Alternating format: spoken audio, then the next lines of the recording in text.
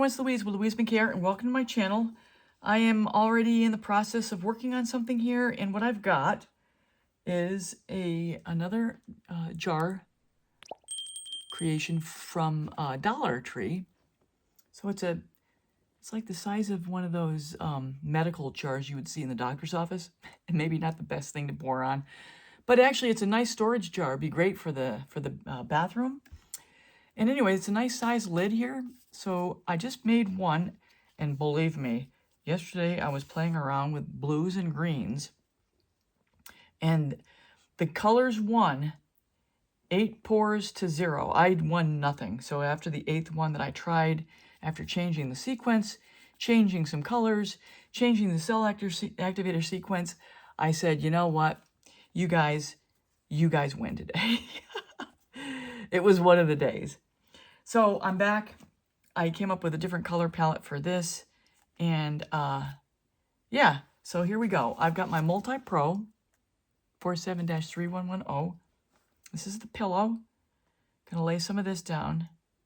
I need to lay less down because the last time I laid a lot down, I ended up just wasting a bunch. So I gotta get the right amount down.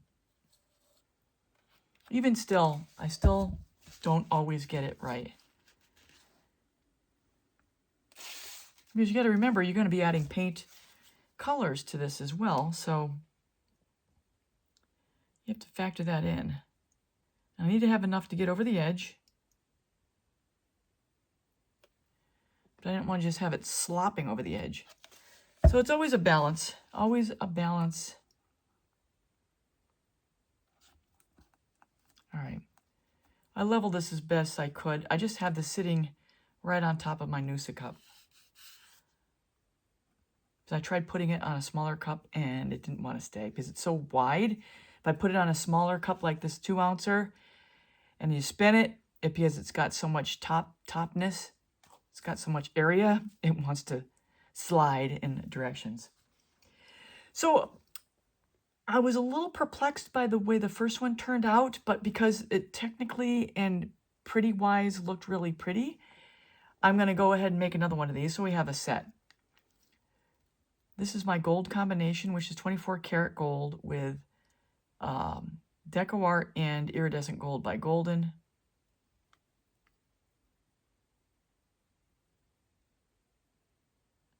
Love these two together.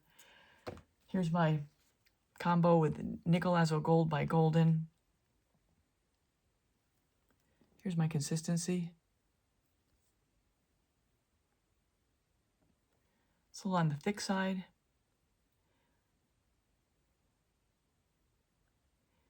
And quinacridone, let's try that again. Quinacridone Nickel Azo Gold by Golden and Zeus by TLP. This is my Golden's bronze, iridescent bronze. Yeah, I said after yesterday with the blues and the greens, I said, you know what, I gotta go to the neutral color palette here. See if that can't break me free, because it's been a couple days since I poured, and I needed to have a good pour day. This is Moss Green by Color Art. Gorgeous, gorgeous color, but for some reason, and I put a lot down on the other one, it just did not show, which is just very strange. So I'm going to put more down this time. Hopefully I can get some of this to show through. When you look at it sideways, it comes through. But when you look at it straight on, it's like not there. It's very strange. This is Lamp Black by Amsterdam.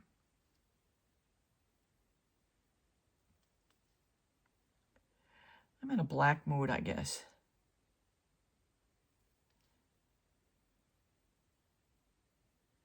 I'm just drizzling some of this on.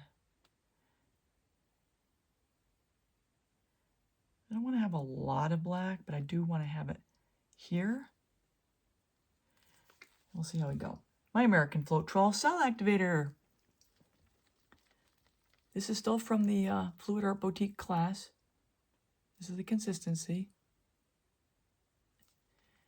And in a bloom, the consistency really does matter. Your pillow should be about a 4-second trace, 3 to 4. Your paint's about a 2 to 3. When I say trace, it's like if you put it down in the paint, it leaves a mark that you can, it leaves a mark that you can, it's a trace that's there and then evaporates. Evaporates in terms of sinks back down into the paint.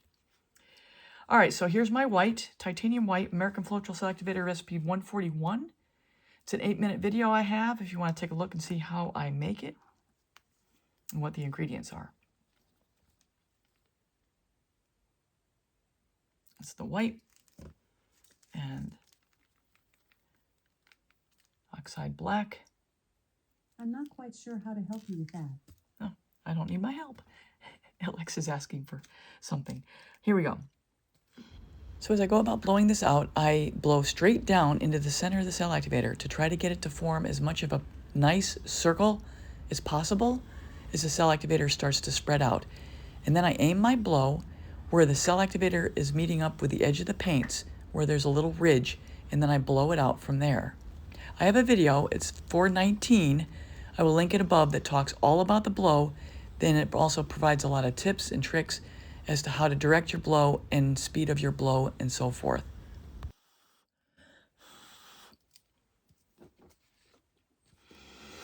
Whew, a little lightheaded after that one. Oof. Okay, this one's showing some green, which I'm happy about. And I don't have so much on here that it's already falling off. So I imagine as I spin it, it'll start to flow off the edge and cover this side.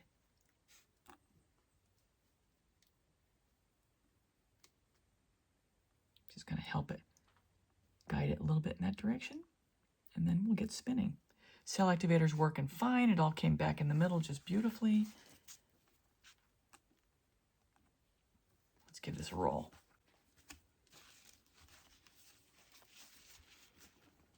It's a little bit cattywampus. You just can't get these exactly straight. But that's okay, because this is just going to be like maybe a 5-minute creation from start to finish in terms of the paint.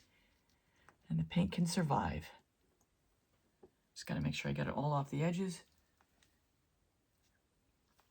All down the edges, I mean.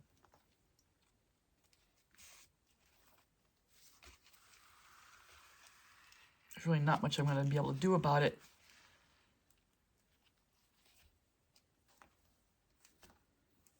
So I just got to spin it and let it spin itself to the sides and edges. Go a little slower so it can. So instead of spinning off and spitting, it'll spin and drop. That's why I slowed it down.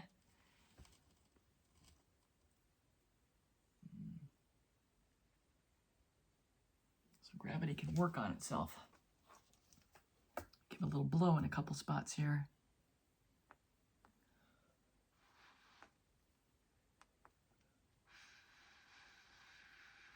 So what I'm doing is just blowing at the edge and blowing some of the paint down to the bottom of the edge so I have full coverage of this lid.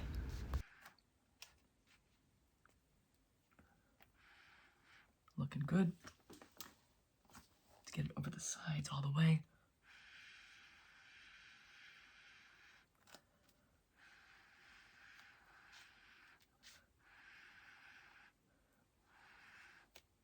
All right.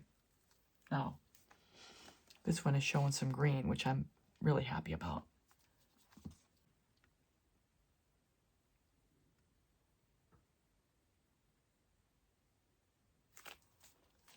Very pretty. I think we're going to call it done. I'll do a little check in the center.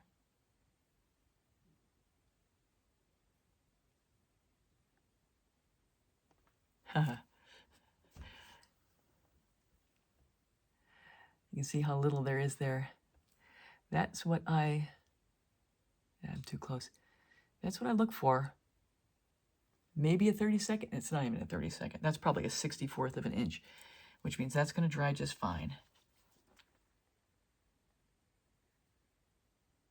Pop in a white spot, or dunking a white spot a little bit, and we're going to call it done. So now here's the trick. I'm trying to lift this thing up.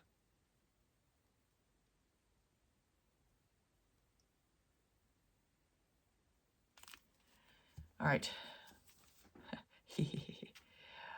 Let's get this. This is a tricky one.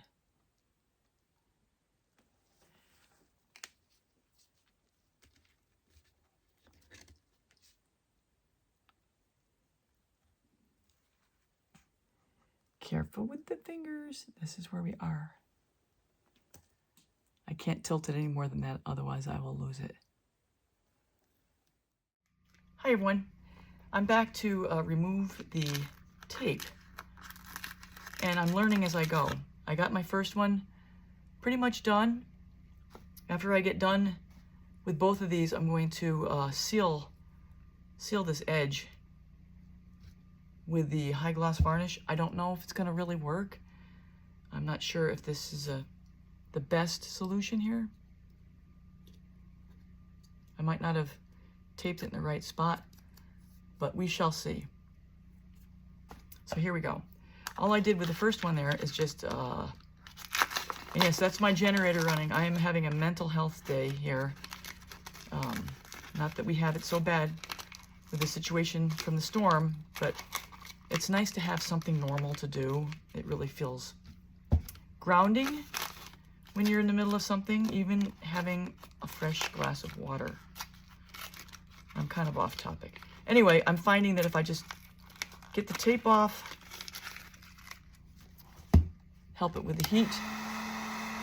We are still running on generator, part-time during the day, just so we're conserving our gas. I'm really off topic, aren't I? Okay, so that leaves me with this. And now I'm going to try to clean that up as much as I can with this blade. So I want to have the bottom as clean as possible before I put the varnish on. I'm just going to go around. And what I'm finding is when I push the X-Acto blade down to make my cut, I'm not putting any pressure going this way, potentially pulling it away, the resin portion. So I'm just going to go around like this, give it a little heat.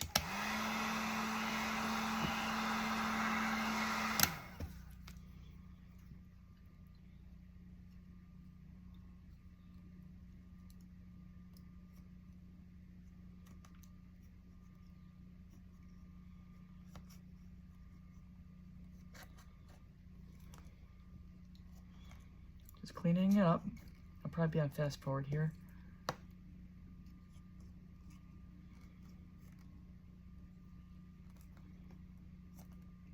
So I am going to pick up the pace here. You can see what I'm doing. I'm just going around with the X-Acto blade on the edge where the drips are to try to smooth over the edge of the bottom of this jar lid. So I just alternate between using the heat gun to soften up the resin and then the X-Acto blade to cut it off. And if any of you have experience with this and know of a good way to seal this, please let me know. I'm just showing you what I'm doing right now. I'm learning as I go. And hopefully in showing you as I learn, you can either come up with your own better solution or say that looks good.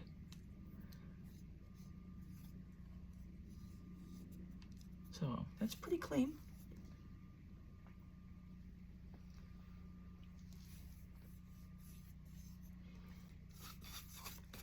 They sure are pretty.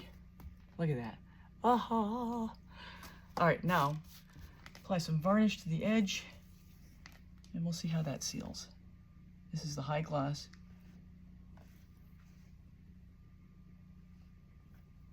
So here I'm just going to go along the bottom edge of both jar lids with this high gloss Liquitex varnish, and I'll be back once I'm done.